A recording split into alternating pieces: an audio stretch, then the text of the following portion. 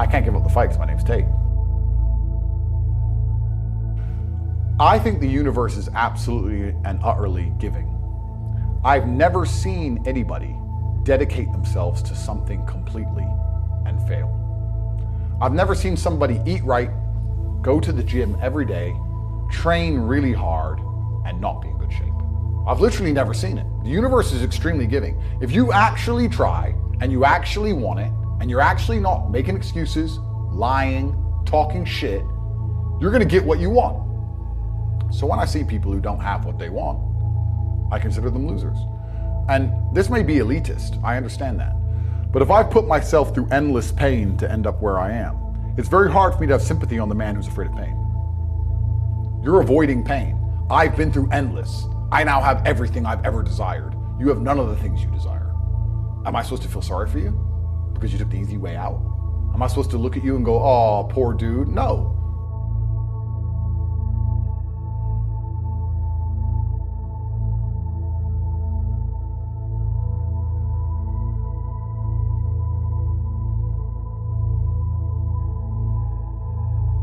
I don't take a second off. I don't take a minute off. I don't relax. I don't rest. I don't stop. I don't chill. None, ever.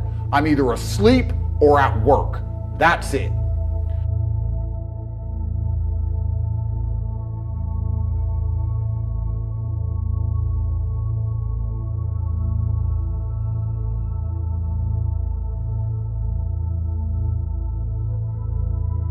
As God's soldier, I'm going to turn negativity into positivity.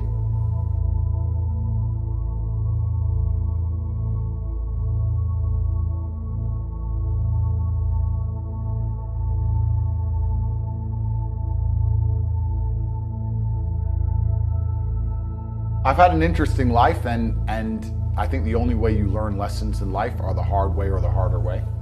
I think that humans are terrible at learning lessons easily. You will see somebody make the same mistake 100 times until that one time it really hurts. That's just how we are. And God's been quite nice to me by teaching me the hard lessons quickly. He didn't give me any chances to learn slowly. He came at me hard and fast and instantly. So I learned things very quick.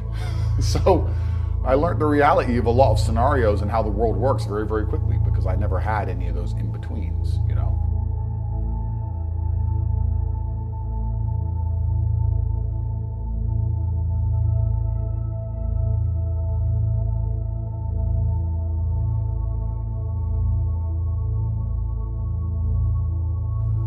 If you wake up each day and go, I don't owe anybody anything, I don't have to prove anything to anybody, then you are a loser because you are absolutely not incorrect. You must prove yourself to other people. You must prove yourself to your bloodline as we just discussed. You must prove yourself to God. God hates the lazy. He can't stand them. If he gives you all these genetic dispositions and these natural God-given gifts, if you have 2 arms and 2 legs and you can think, and you're not trying your absolute best, that's the reason you're not lucky. He doesn't like you. He likes the people which show him the beauty of his own creation. He likes to give somebody building blocks and them to build something amazing. It's the best thing about being a man. You get to build who you are, right? You can decide if you want to be a funny comedian or a musician or a kickboxing world champion or fight the Matrix. You can decide whatever you want to be. God loves to see that.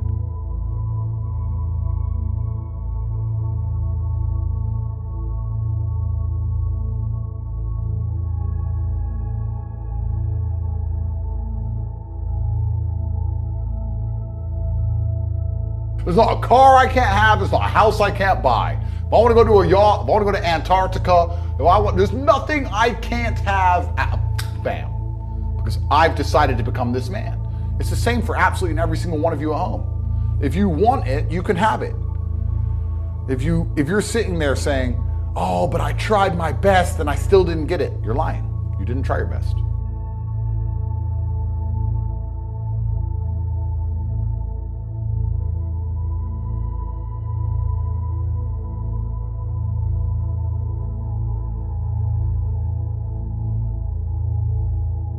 So I think enlightenment is making sure that your brain and soul and spirit are trained in a way that the emotions you feel at any given time are the best possible card in the deck.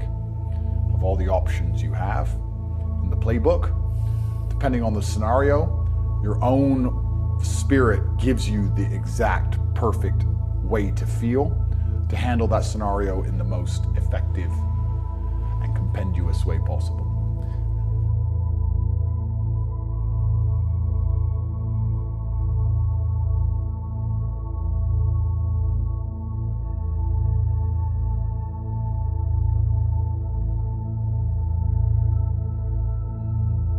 So stupid's not the problem. So we have people who are lazy, very few are stupid, but the majority, the main reason most people are broke is because they are arrogant. I will sit here and say all the things I've said. I will do this, take time out of my life for free. Somebody at home will watch and digest it for free. They will agree with the things that are being said, or at least be entertained enough to continue to watch. And then I'll say, I'll teach you how to make money online. cultivate.com, you can join the real world. And they'll sit there and go, nah, I'll do it myself.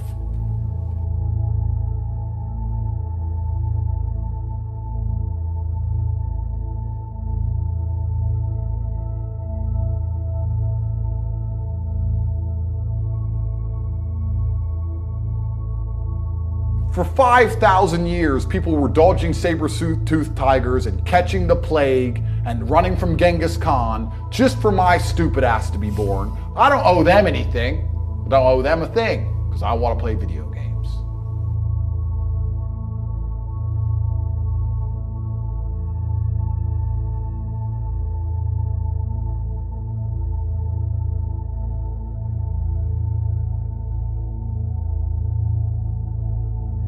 And you don't have to think about RoboCop. You have to think about AI as a whole. You have to think about your life being controlled to the point where your bank and your money and your social media and your passport number and everything is linked together to the point where the second you say something wrong on Facebook, there's a repercussion. So whether your passport can be used, whether your bank is open.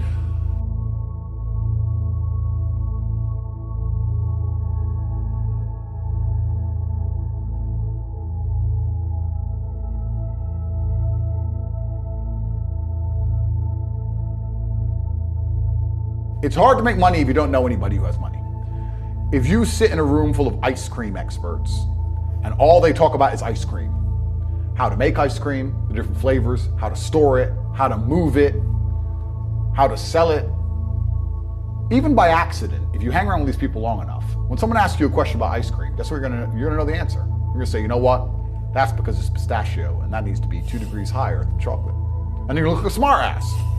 So if you sit in a room full of people who are making a bunch of money, everyone understands this. Your network is your net worth. You're the sum of the 5 people you spend the most time with.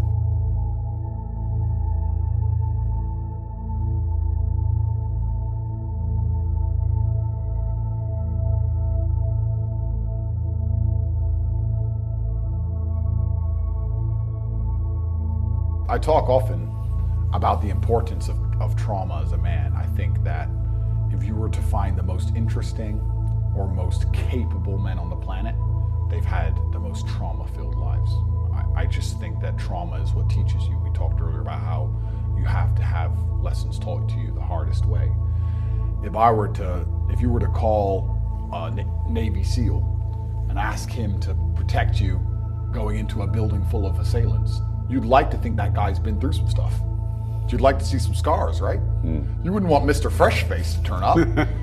This is the reason why we instinctively don't trust youth, because you look at a kid, if a wealth manager walks in and he's 18, you're like, oh, you don't know about life. Nothing's hurt you yet.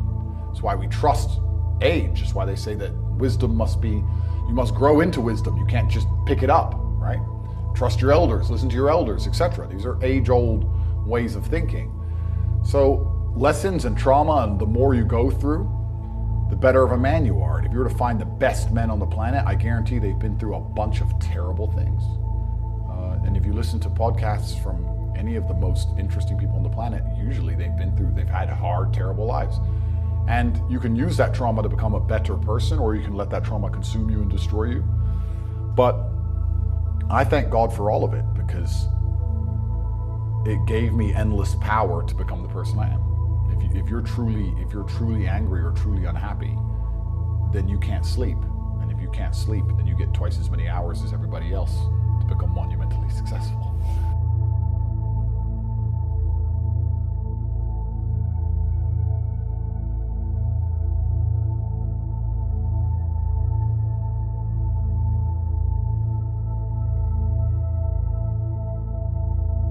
power is only attractive to people who want to yield it.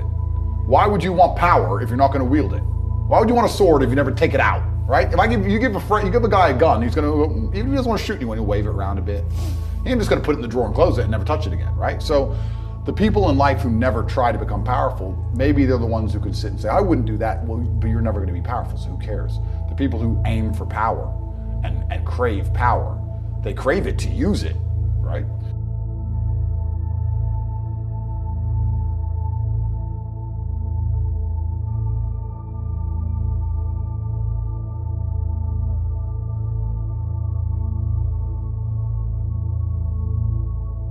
If I see a big tree, I don't think, oh wow, that's a big beautiful tree. I sit and go, that tree destroyed every tree anywhere near it. Its root system is 2 miles long. It's been kicking trees' asses for 100 years. That is a badass tree, right?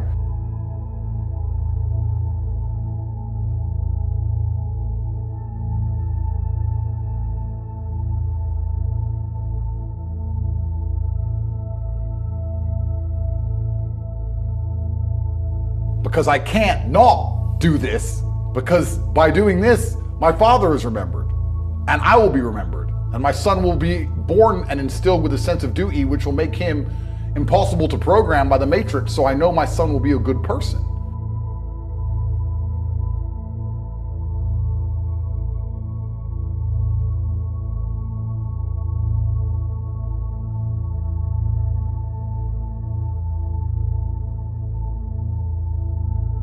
I don't read books, I'm not a book reader. I don't consume content, I don't watch videos, I don't watch anybody else's things. Every single word out of my mouth is just a reality I've lived, walking around day to day. And I philosophize it in my own mind, I absorb it, and I come to my conclusions. And my conclusions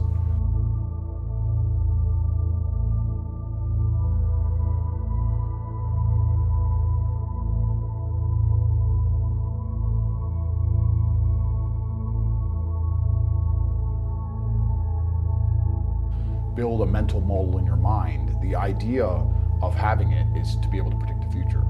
There's no point in constructing a mental model that doesn't allow you to predict the future. If I pick this bottle up, I know if I drop it, if I let go, it's gonna fall. Because every other time I did that, it fell, right? My mind has told me if you drop things, if you let go of them, they're gonna fall to the ground. It allows me to predict the future. If I couldn't predict the future with my mental model, if my mental model believes something else, then I'd make a bunch of mistakes. I've predicted the future completely and utterly accurately my entire life. I know that I'm right because the way I think allows me to be correct in every scenario I've ever been in. I know when someone's gonna hurt me. I know when my time's almost up. I know how to make a bunch of money. I know all of it. I've never been wrong about anything. So for someone to come along and try and convince me that my mental model and my way of viewing the world is inaccurate, it's going to be extremely difficult, because I'm going to sit and say, well, my mental model produces X to this accuracy.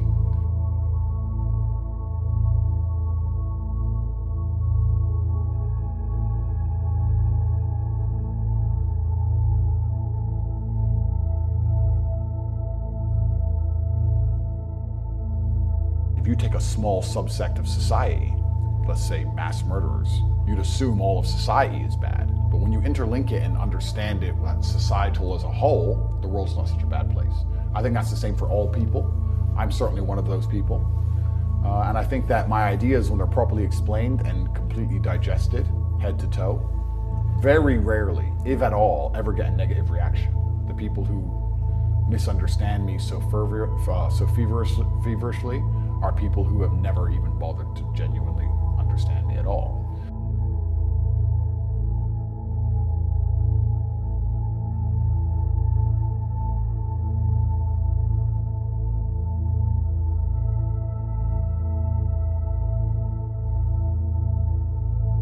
So look what just happened to me. I said things they didn't like, and I suffered from travel bans.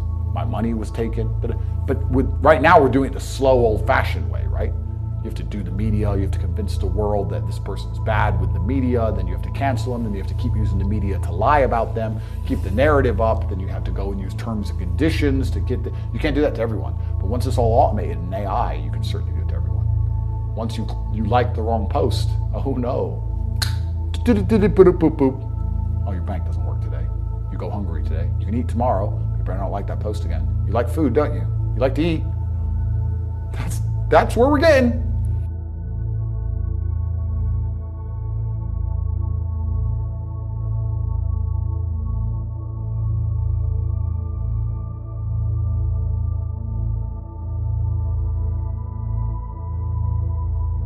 The slave programming, the empty mind.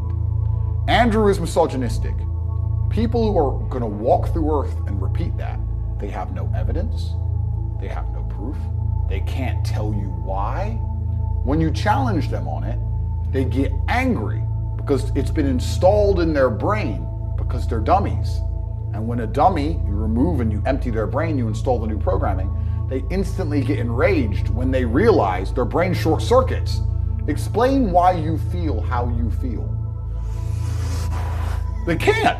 And then they have a breakdown. And this is the true height of the slave mind. If you can convince somebody to have a strong emotional reaction about a subject they don't even understand, imagine the level of slave these people are. Imagine if every time you saw the color red, you just lost your mind. You're a slave. You're controlled. And all the people who dislike me, because none of them can even tell you why, are slaves to the matrix. They belong to the machines.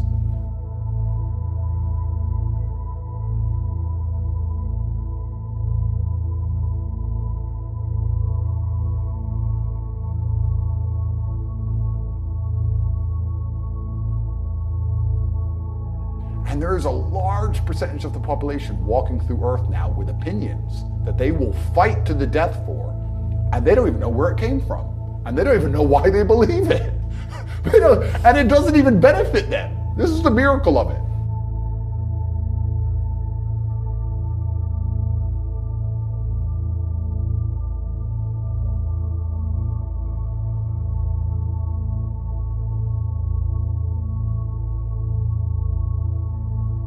I became world champion by listening to my coach. I didn't become world champion by walking in and saying, I'll do it myself. That's not how you get anywhere in life. You have to listen. If Mike Tyson were to walk in, or if Elon Musk were to walk in here and talk to me about money, I wouldn't be sitting there going, I could do that. I'd be like, oh, Mr. Elon, richest man in the world. Hello, very nice to meet you. Please, even though I already understand I don't want to launch a car brand or put rockets in space, please, you must know some things I don't know. How do you deal with the currency fluctuations? Does inflation impact how much it costs for you to send a rocket into space? Like, I'd ask him something that's useful, right? But some people are so brutally arrogant that they'll sit here and they'll listen to all the things I said, and they'll agree that I'm intelligent, they'll agree I'm massively successful, but they'll sit there and go, yeah, but you know what? I'll do it myself. I don't want to join that school because, you know, I'll do it myself. They're arrogant.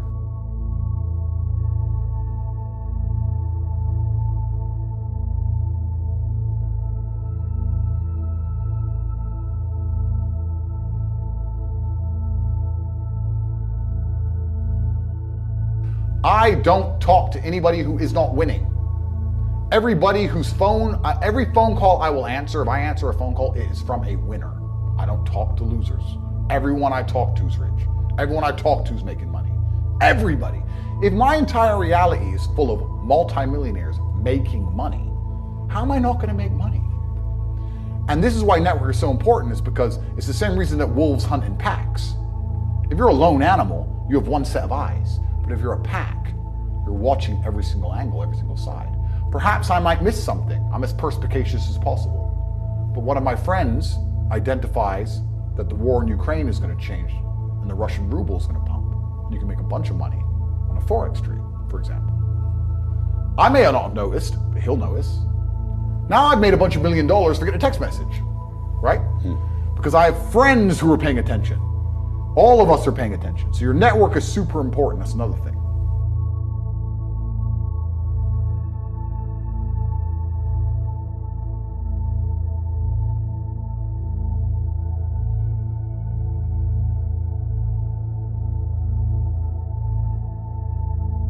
I think that love is a beautiful thing, and I think that men and women are designed to be together.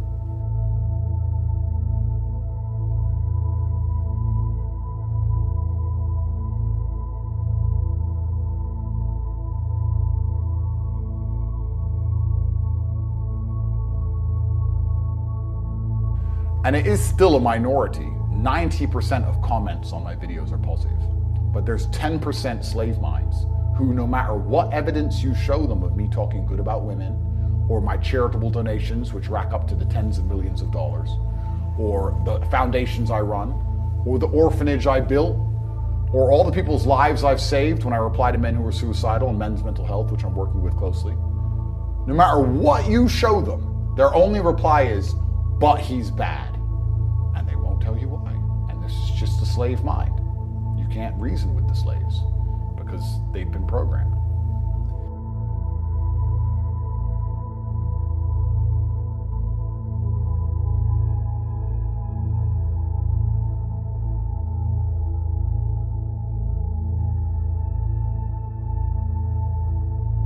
So in the movie The Matrix, your body heat is being salvaged, and to keep your mind occupied, you're living inside of a false reality, computer generated. The reason I think we live in a matrix now is because I think the same thing is happening. Perhaps it's not our body heat, perhaps it's our work, our ideas, but they're being salvaged, and the reality they've given us to occupy our brains is false. We don't live in the real world. We are living in a reality where we're told stories and narratives that aren't true, where they try very hard to distract us with garbage.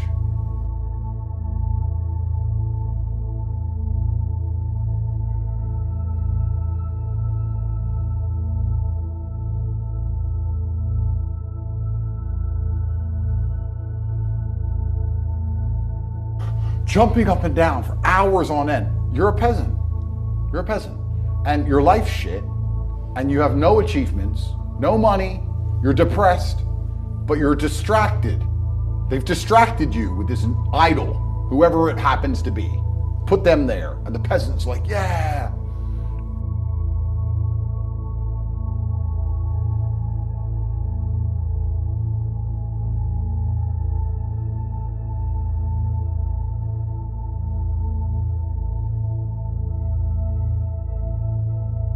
So people are living a life where they're working a job, they're being enslaved by the machines for their tasks, but their mind is distracted by garbage and only fed a fake story, and they're living inside of a computer-generated simulation.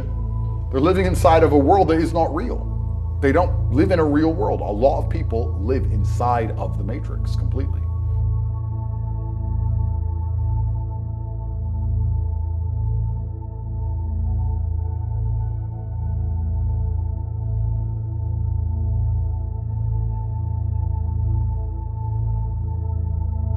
And the reason I teach people how to make money is because money is stage one to escaping the matrix. You can't think for yourself and talk the things you believe if you need that wage and that person tells you to shut up.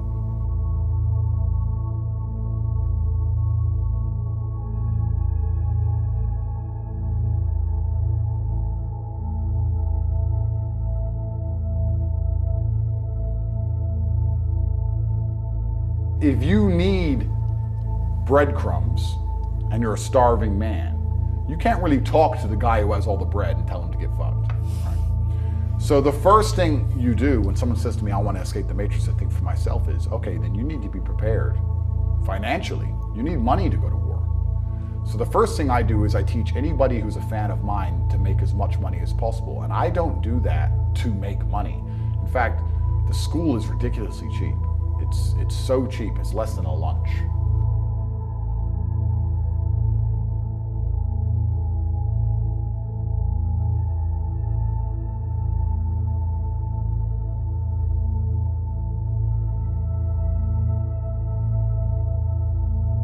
But anybody who is a fan of mine, I want those people to be as wealthy as possible because they agree with my mindset and I want to equip my soldiers. I don't want everyone who agrees with me to be an unimportant brokey. I want the people who agree with me to be influential and rich, and I want them to be able to stand up and talk and fight for themselves.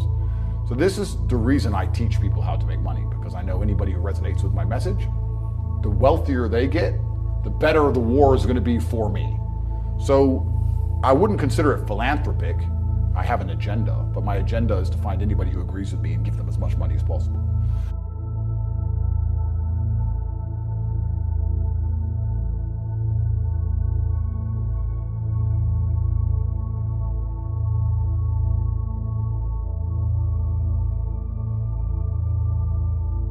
I can sit here and say now, I have never sold a scam to anybody. I don't sell crypto pump and dumps to anybody. I don't sell soft drinks full of sugar to anybody. I've been offered money by gambling companies. I said no. Only thing I teach is teach people how to make money, and I know it works because I do it all myself. Me and my professors teach what we already do to all become multimillionaires to people, and I've told the reason why. They've tried to get me to sell my soul, to sell crap to the world, endless times, and I've never done it.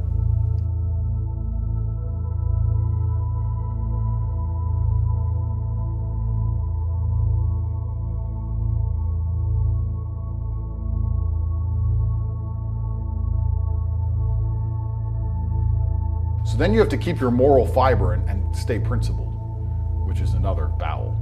But if you manage to make money and stay true to your own moral fibers and principles and stay perspicacious, word of the day, keep paying attention to the world and actually keep your eyes open and look around, then you'll naturally escape the matrix.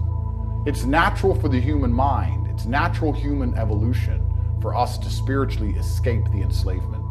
Because the enslavement is from man, but our enlightenment is from God. It is natural for us, if you get rich enough to say no to ideas that you understand are innately wrong, if you get rich enough to have a different opinion, if you pay a lot of attention and you resist all of the temptations of the devil, the only possible end state is to escape the matrix. It's an easy trajectory. Most people fall off because they're too broke to think. You're too poor to have an opinion, so you're too poor to think. The rest fall off because they get a little bit rich and they get snapped up. But anybody who doesn't fall for those two traps ends up where I am. And there are a lot of us.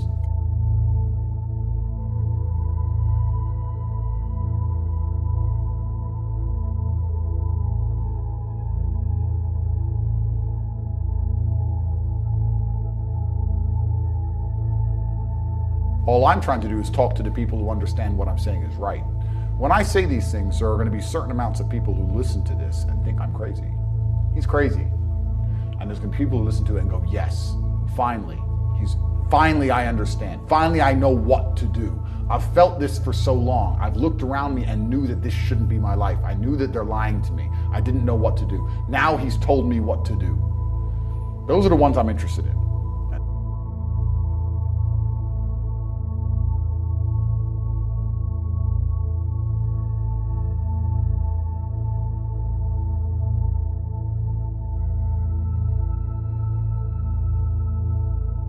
Anybody who thinks I'm crazy, that's fine. I'm crazy. Don't worry about me. I'm a crazy misogynist.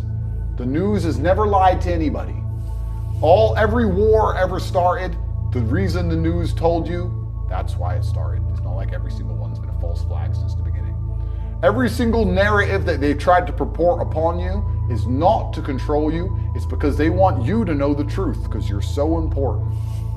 Don't worry. So if the media is lying about me, they must be right. Why would they lie?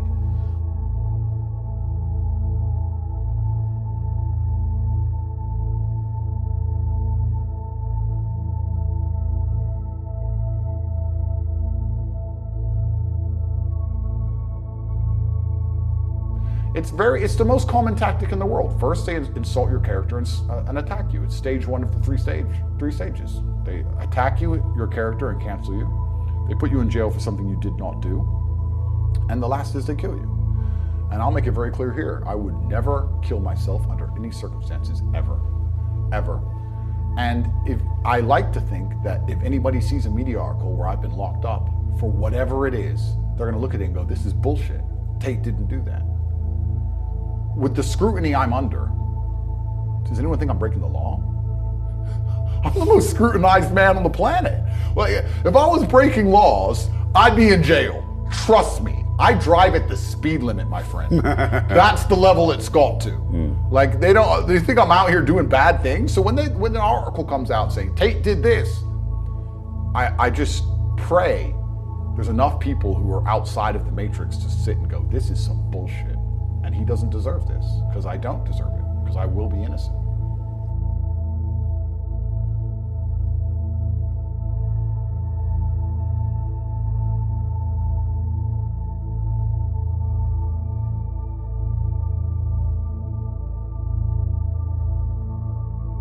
There was a point where, yes, I'd get furiously angry and I could see myself from the outside and it was conscious.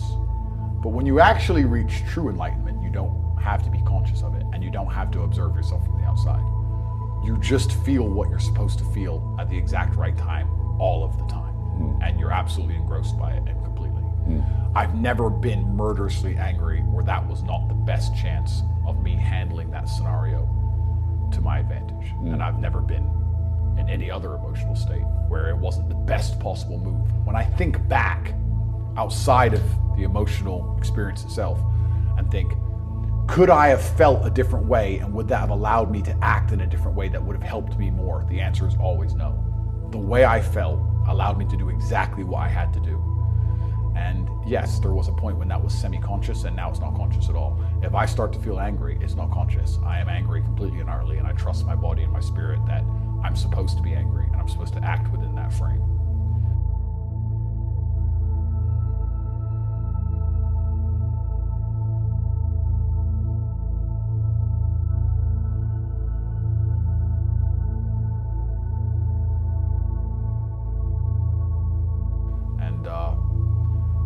That's what true enlightenment is, because thinking outside of it and being conscious of it is good, but it takes time. And often in the most extreme scenarios of life, the one thing you will not have is very much time. There has to be instant and complete decisions, and there has to be final scenarios, final, what's the word I'm looking for? Consequences.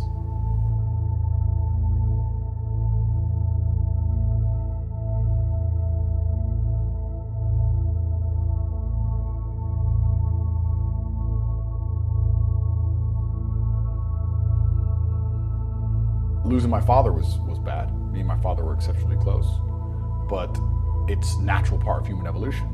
As you grow, you're going to lose your parents. This is what happens, right? It's going to suck, but the only alternative is that you die before them, and I think that's worse because it's unnatural, right?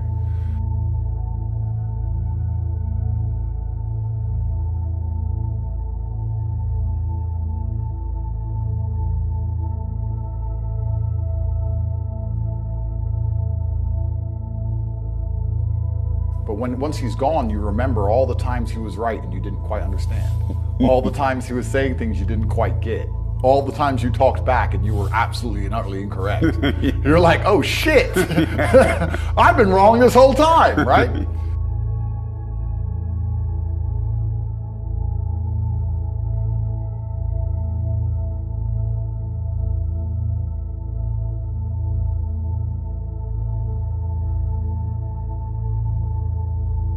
And it also, for me, what it did was make it clear to me that I'm no longer a student and it's time to become a teacher. Yeah.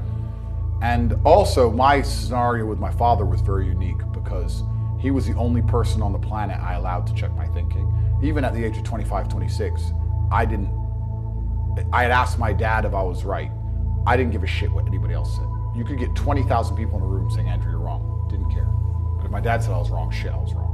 So once he wasn't around to check my thinking, I had to check my own thinking a lot harder, a lot more carefully.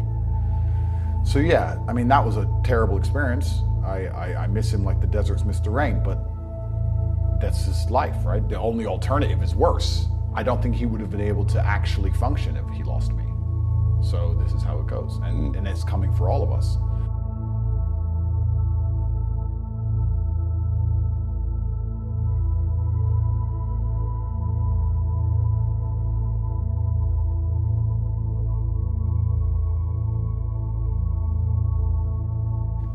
If you have a duty to your bloodline and a duty to your ancestors and you truly love your parents, how can you still be sitting at home playing video games being a lazy piece of shit? Don't you want people to remember them? Don't you want people to think, wow, who's this person who raised this amazing person?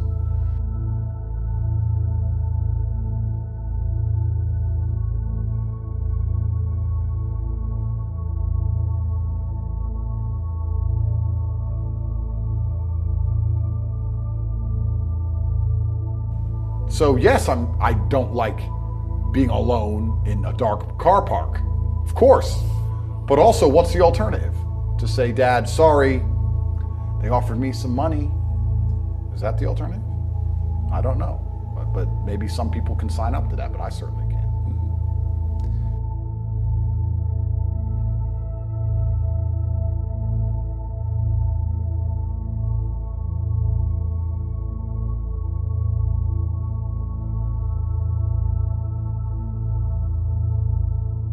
You should walk through earth with force inside of you. As I walked into this hotel reception, everybody looked. Not because they know who I am, but because as I move, even if it's behind their head, people feel something and they go, it's an energy that comes from brutal competence. It's almost like an evolutionary thing where a rabbit can just smell a fox. It just knows. That's what happens when a predator walks in a room, even amongst humans. You pay attention next time you're in a restaurant. If a man who's truly dangerous walks in, nearly every other man kind of looks up at the same time. You feel it. You need to or you don't survive. We've evolved with that to live. That's who I am. I couldn't imagine not being that man. I've done that because I've been trying to prove myself to my lineage my entire life.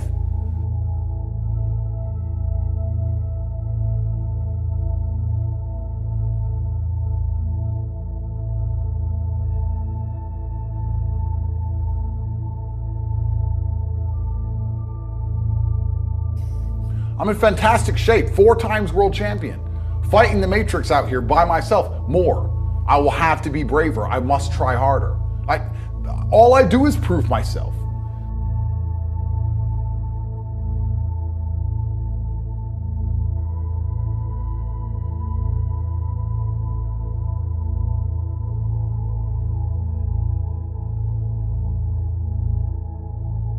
But kings felt like they needed to go and conquer land. Isn't that it's coincidental that the king, who already had it all, felt like he needed to go to some far-flung land and conquer it and take it and prove he's the king. But the peasants, oh, I don't have to prove nothing to nobody.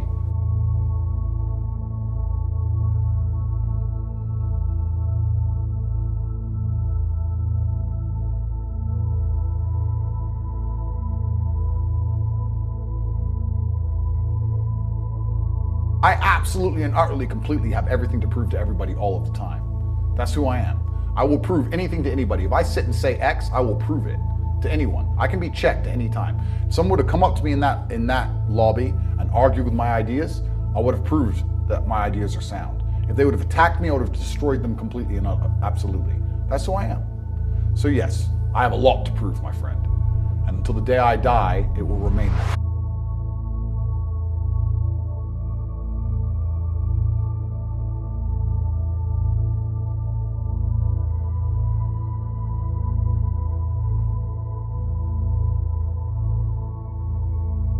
The universe gives it to everybody who genuinely tries. And I know that to be a fact because this world's competitive. We're all competing against each other. And the majority of people don't try. Like I've achieved this amazing life and I've tried very, very hard. But it could have been harder. I mean, was it that hard? About 86% hard. It wasn't 100% hard. Why? Because the competition's zero.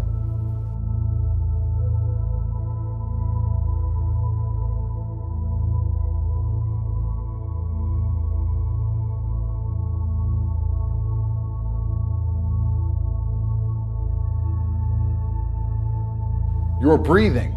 You're lucky. The unlucky ones are gone. You're alive and you are a lazy loser. So a loser is anybody who does not have everything they want at the drop of a hat.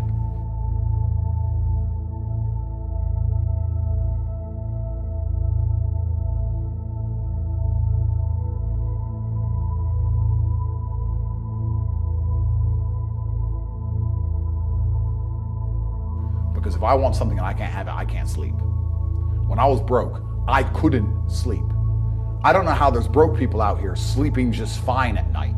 Going, oh, you know, inflation's 20%, gas prices are 6 times, everything on the news is a lie, I never stand a chance of ever getting rich, where's my pillow?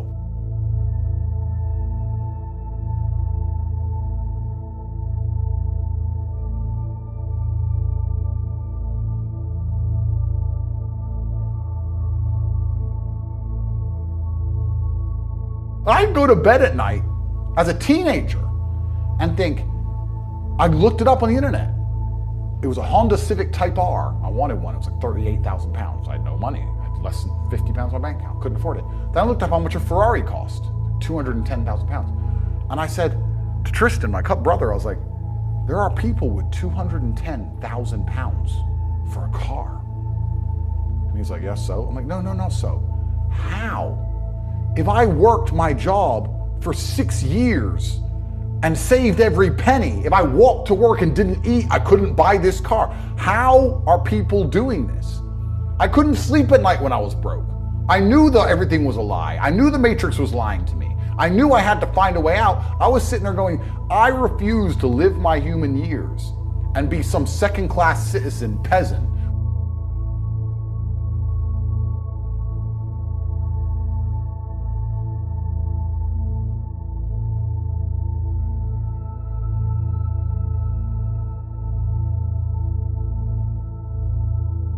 I'm not mad at losers. If that's the reality you've chosen to live, you get one spin in this version of life, and you decided you want to be a loser, that's fantastic, because my cars need cleaning, my hotel room needs cleaning. I have a party with all these beautiful women that's a bit of a mess. Please, go pick it up.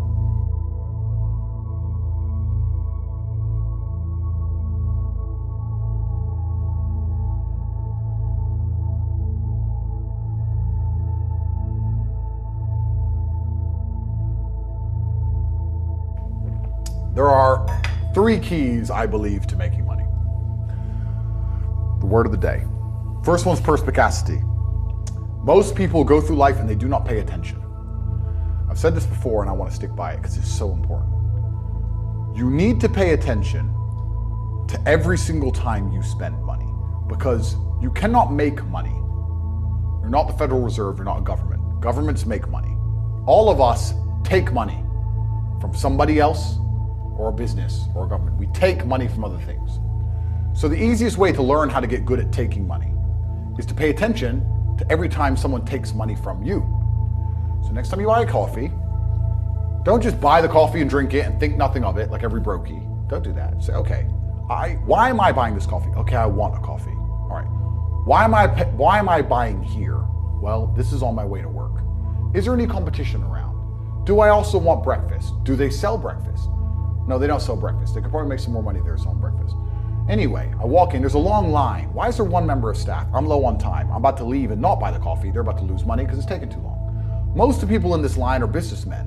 Why is there not a cute girl behind the counter? I bet if they paid a cute girl a little bit more, they'd still make a bunch more money because people would come in here to talk to her. Think. And then what you'll do is, as you go through life, every time you spend money, is you'll realize the problem is not how to make money. The problem is how much time you have, because there's endless business ideas. There's endless ideas. I walk into a coffee shop, and by the time I've walked out, I already know exactly how to open up next door and outcompete them head to toe.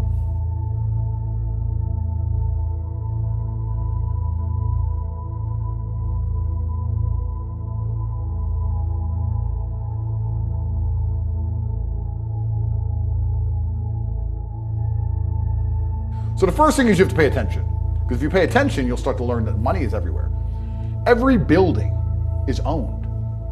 These are skyscrapers, bro. Billions. Every apartment nowadays is a million. You drive down a street in London, you're driving past trillions of dollars. There's money everywhere. It's all around us. When I was broke, I thought that the world was broke. I thought that there was no money. And then I got rich and realized that I was completely and utterly wrong. There's so much money. It's everywhere. If I go to try and buy a plane or a jet, they're always sold out.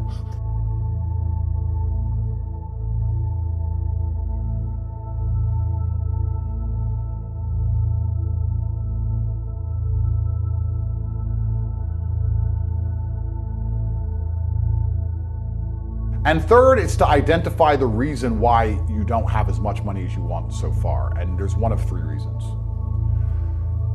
You are either lazy, stupid, or arrogant.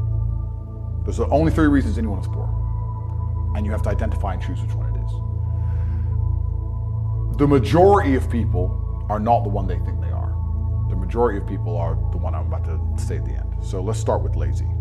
There are a lot of lazy people. The unfortunate reality about money is that you are competing.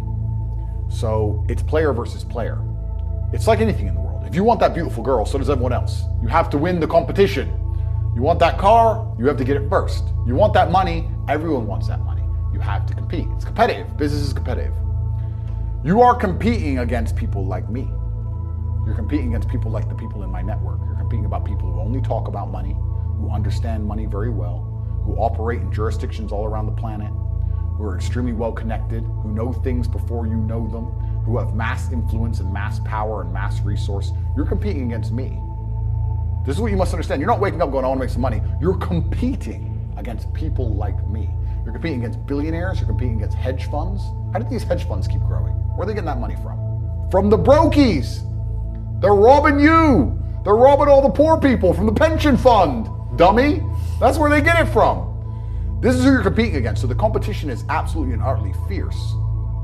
Understanding that you're a man with a small pistol up against a mighty army.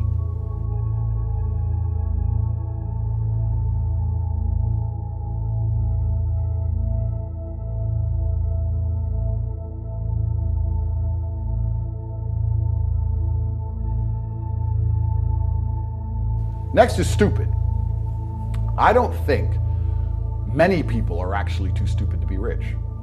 You can be below average IQ and still get very rich. A very small percentage of people are too dumb to be rich. The slave minds, they'll never be rich because the matrix tries to keep you poor, because when you're poor, you can't think, like we talked about earlier. So everything the media tells you is designed to make you poor. They want you broke and struggling. Because if you rely on the government for food stamps, then you can't argue with the government, can you? So that's what they want. So anyone who believes in the matrix and believes in media and believes in the lies they're told, anyone who sits there and goes, that's true, it's literally designed to make you broke. That's why it's all a scam.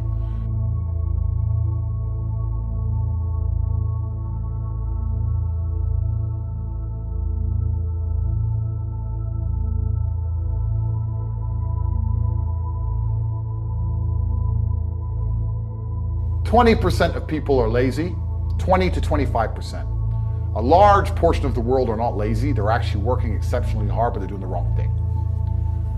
5% of people are too stupid, so say 25%, 5% is 30%, but 70% of people are brutally arrogant, and this is why they are poor.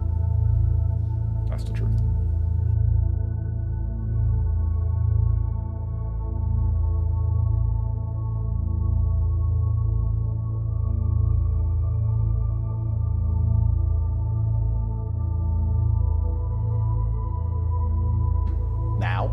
I'm at a point of money where I never ever contemplate the price of anything ever. The whole world, the only way I can explain being ridiculously rich is that everything is completely free.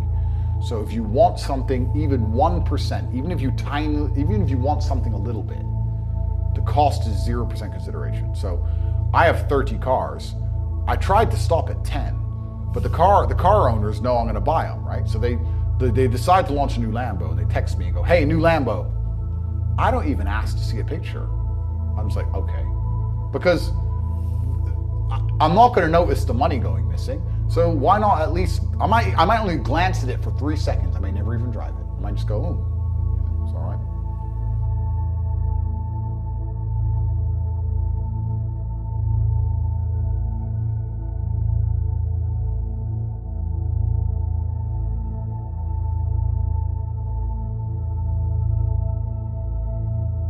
All you really need is a laptop. When you got a laptop, you can do anything you need. You got a laptop and a phone and a t-shirt to wear, and that's your life and your empire sorted. So everything else is just dumb shit, right? So there's nothing else to buy. So I buy cars because there's nothing else to buy.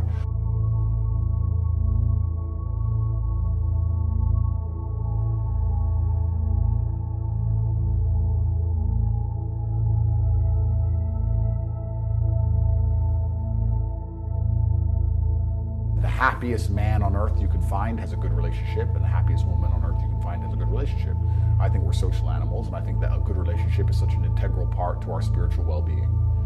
And I am very fortunate that I have many concurrent, very good relationships with women who are extremely understanding and kind and loving and nice to me. And they understand my value, and they treat me with utmost respect.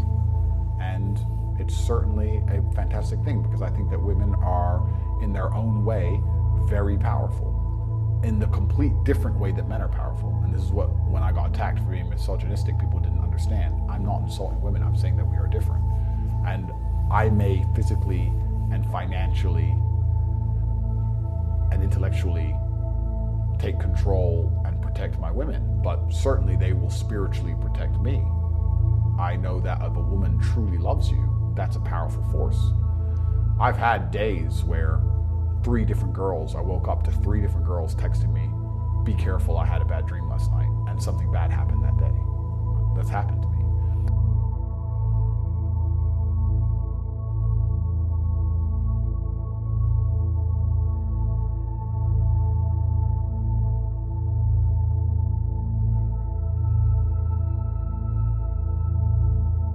My father was a chess grandmaster. Besides the king, the number one piece they can attack that will make you have to react is your queen. It's a powerful piece.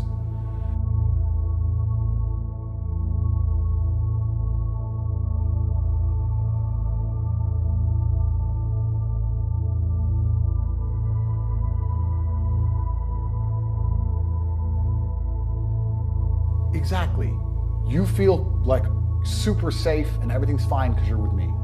But I know that if there's 20 of them with machetes, I will lose. I'm glad you see me as Superman. I appreciate it. But I'm the one with the burden of responsibility here. And it's just incredible how the world that men live in, or the world that I live in, is so violent and so dangerous and so calculated. Whereas women, because we try very hard to protect them, as we should. I said earlier, I like women who have been trauma-free. I like sweet, innocent, pure women. They just see sunshine and rainbows. They think we're just in a beautiful restaurant. They think we've just gone to central London to do some shopping. Ooh, life's fine. They don't have any contemplation of the realities.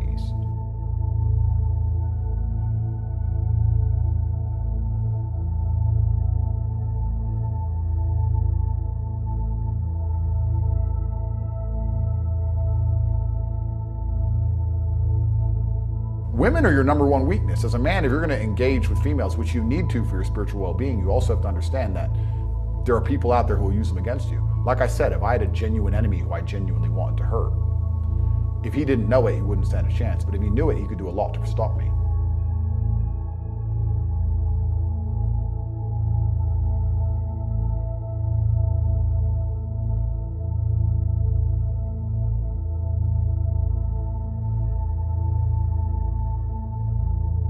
The reason I will speak certain ways is to be, to a degree, deliberately provocative.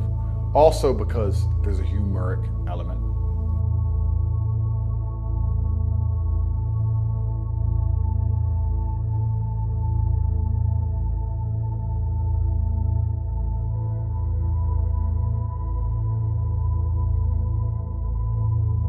I am the first person they've attempted to do this to, where they have genuinely failed. I'm more famous now than I was before the ban. They have failed. What happens is if you shoot somebody with your weapon and he doesn't die, you find a new weapon. This all goes back to what I was saying earlier. I know what they're thinking.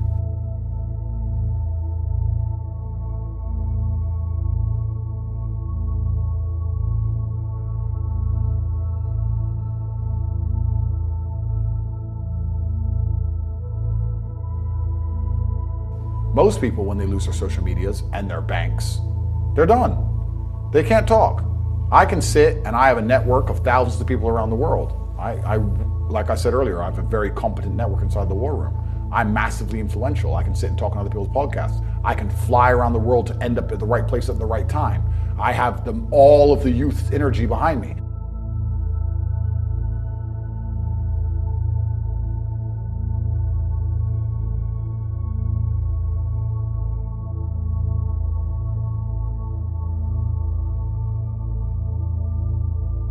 Because what did I say earlier about the Matrix? They want to tell one side of the story and they have to delete the opposite side to create a false version of reality. That's how the Matrix works. So cancel culture is super real. Yeah. You just don't hear about the people who are canceled.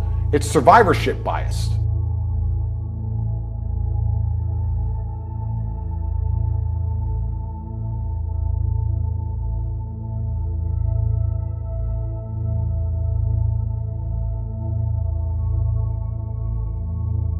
In World War II, the planes that were coming back with bullet holes from the AA, the RAF said we need to put more armor where the planes are getting hit most often. Where the most bullet holes are, we need more armor. Makes sense, right? And then some very smart person said, no, the places that are getting hit so often and the planes still getting home are the places it's okay to get hit. The places where we never see a plane get hit and still make it home, where there's no bullet holes, is where we need the armor. Because every time a plane gets hit there, they never make it back.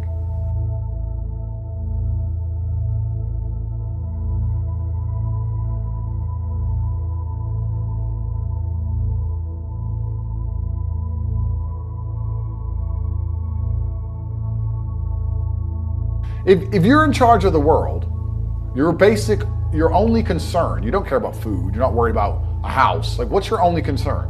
Staying in charge. You're in charge of the world. You have one concern in your life, staying in charge.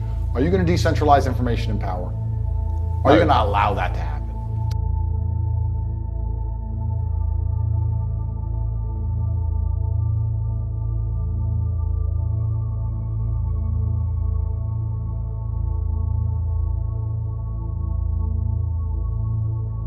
You have to decentralize. You have to try and control things the best you possibly can. So yeah, I've decentralized. The real world is an evolution of Hustle's University because we control absolutely everything from head to toe. That means that we cannot be censored or controlled or attacked in any way. But as much as you want to decentralize, the bottom line of reality and civilization remains the same. I've decentralized all of my I'm even a decentralized brand, bro. I'm all over the internet. I don't have an account.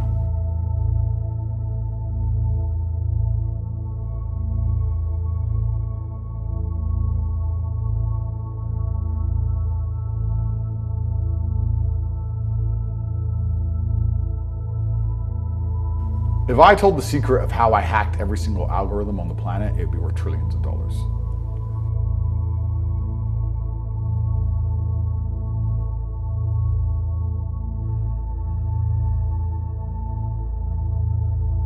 I pay attention to the algorithms. I analyze the algorithms. I analyze what worked and what didn't. I sat with my network. We've tried to find out a way we can hack it or exploit it.